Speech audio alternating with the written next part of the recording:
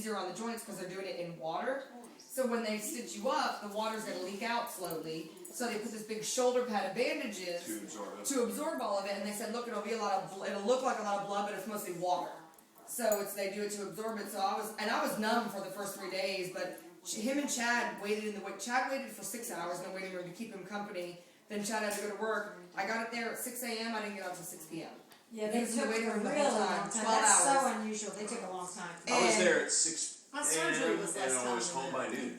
Well, the reason mine took so long was my surgery was scheduled for noon, and they asked everyone to be there. Bless you. Bless your time. You hear me? Did you hear that?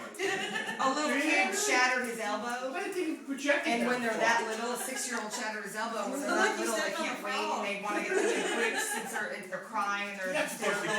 So they put him in my surgery slot and I got bumped. But they brought me to the back at the same time, so I was numb. And Phil kept laughing at me because I was in the bed and they let him come back. And I'm in the bed. What are you doing? Videoing me talking a lot? I'm sorry. So my arm was right here, and then my arm would slide off like this.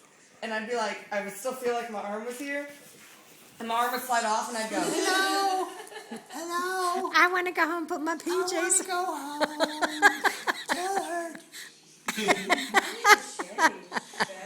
Say goodnight, Adam. Good night, Adam. Good night, Dad. Look. Say goodnight. Good night.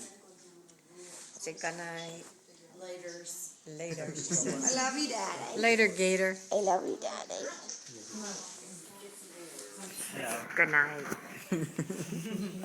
Love you, Mom. Thank you so much. Thank you. Love you.